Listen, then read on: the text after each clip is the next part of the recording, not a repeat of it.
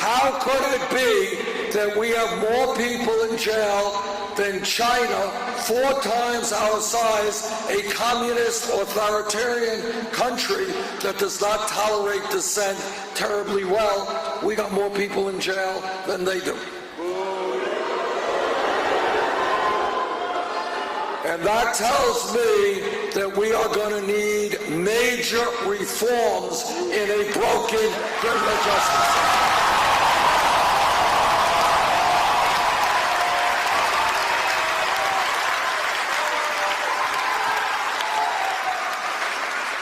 Today in America, youth unemployment, kids between 17 and 20 who graduate high school, if those kids are white, 33% unemployed or underemployed. Latino, 36%. African American, 51%.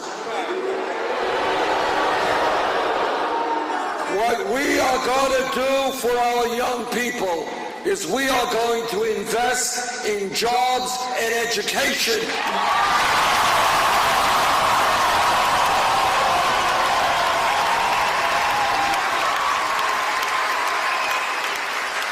Jobs and education, not jails and incarceration.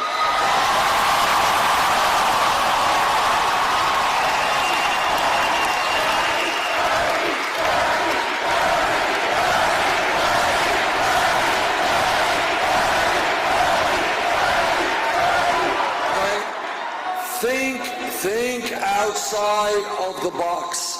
Our job is to create the best educated society in the world, not the country that has more people in jail. We can do that.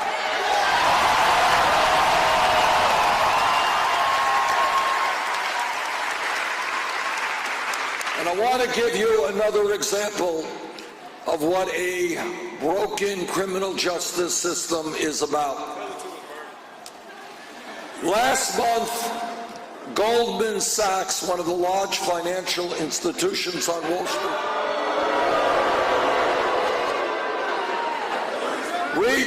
reached a settlement with the United States government for $5 billion.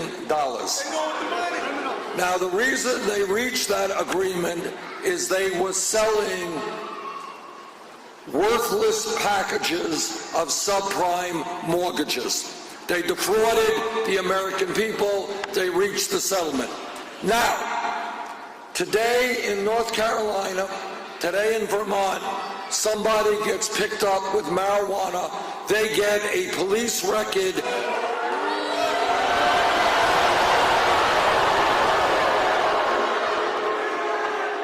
We're going to get to that one in a second.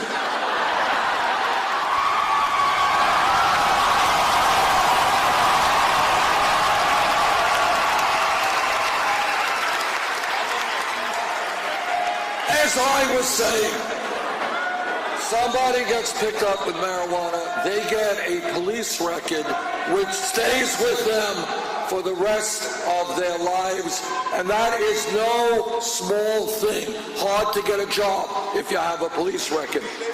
But if you are an executive on Wall Street and your company engages in massive fraud, you don't get a criminal record, you get a pay raise.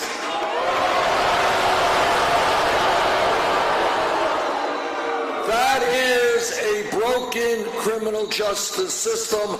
We are going to restore justice to the criminal justice.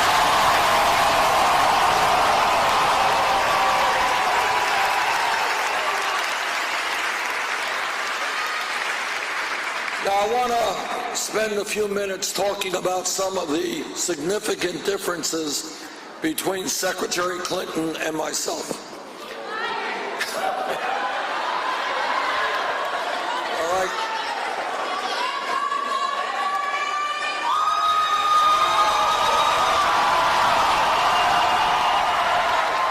You can tell a lot about a candidate based on how he or she raises money for the campaign.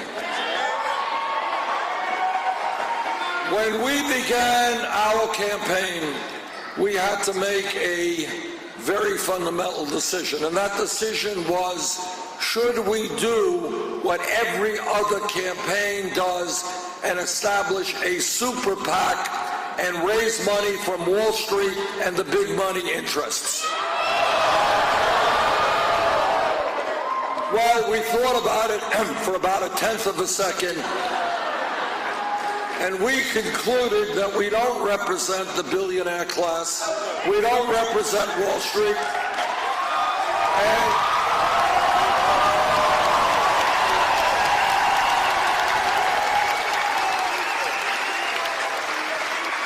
and we don't want or need their money. Let them keep it.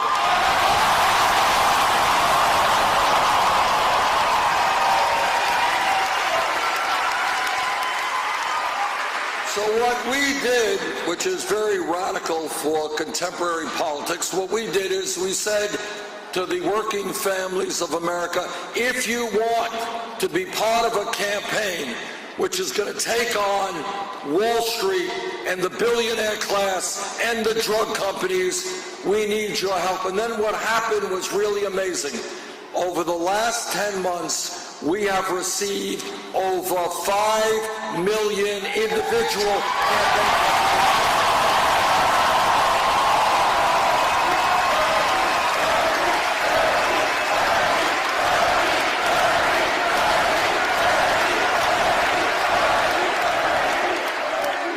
That is more campaign contributions than any campaign in the history of America at this point.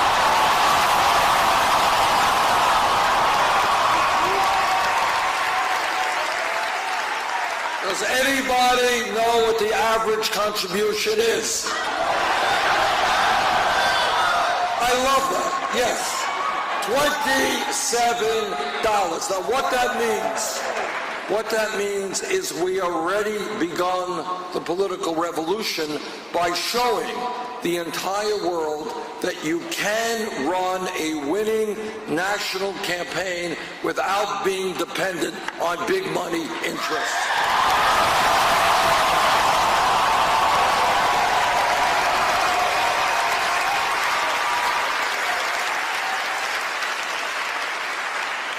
To paraphrase Abraham Lincoln, this is a campaign of the people, by the people, and for the people.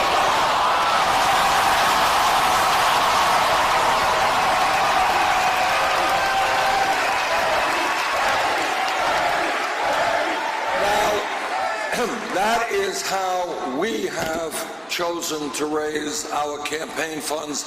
Secretary Clinton has chosen another path.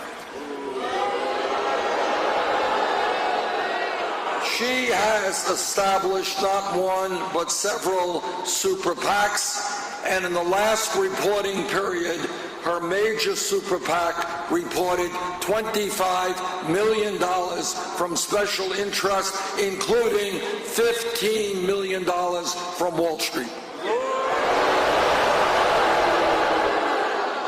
Now, in addition to that, Secretary Clinton, as you may know, has given speeches behind closed doors in Wall Street for $225,000 a speech. Now, what I kind of think is if you're going to give a speech for $225,000, it must be an extraordinary speech. It must be a brilliant, mind-blowing speech. It must be a Shakespearean speech. And if that speech is so great, so powerful, so important, all of America should have the opportunity to hear about it.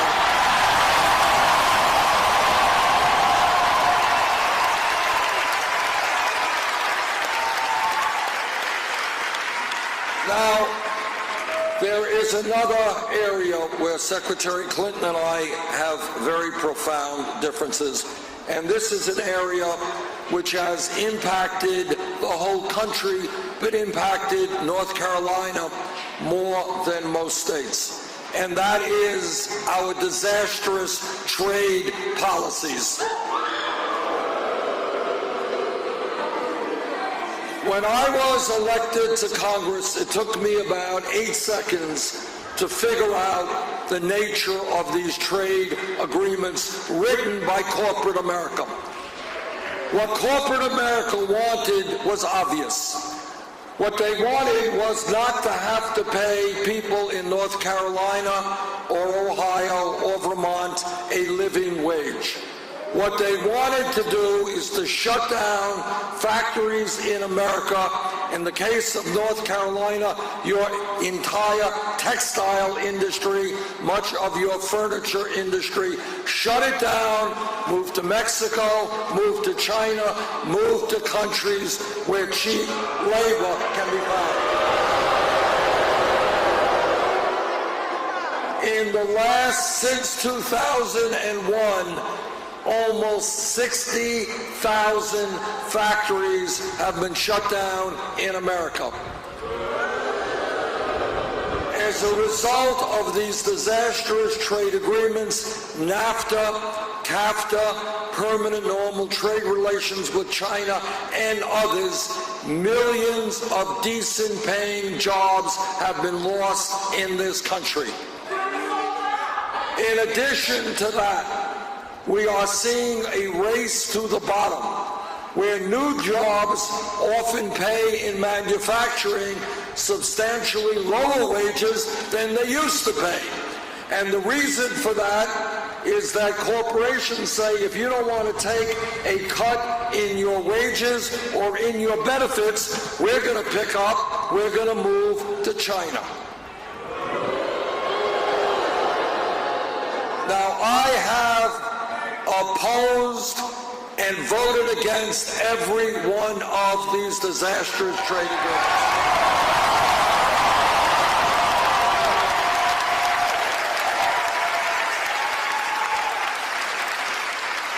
Secretary Clinton has supported virtually every one of these disastrous trade agreements.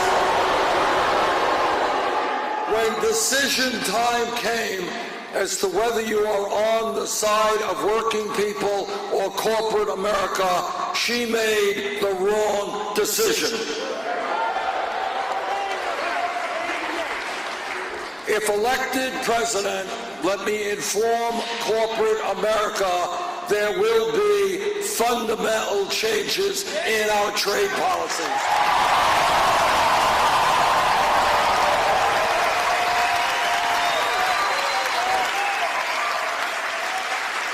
Corporate America will start investing in North Carolina, Vermont, and America, not just China and other low-wage countries.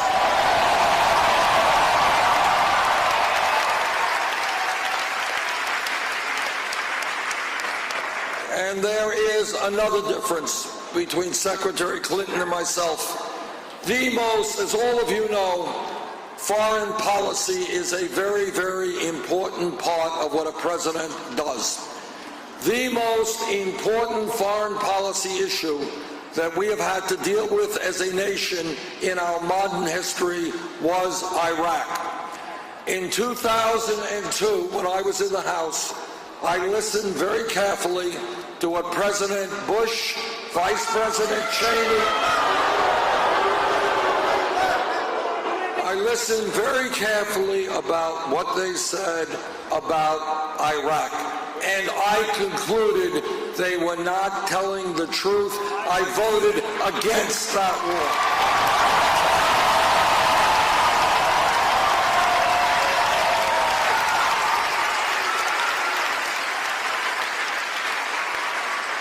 Secretary Clinton was in the Senate then. She heard the same evidence. She voted for the war. And in my view, the war in Iraq was one of the worst foreign policy blunders in the history of the United States of America.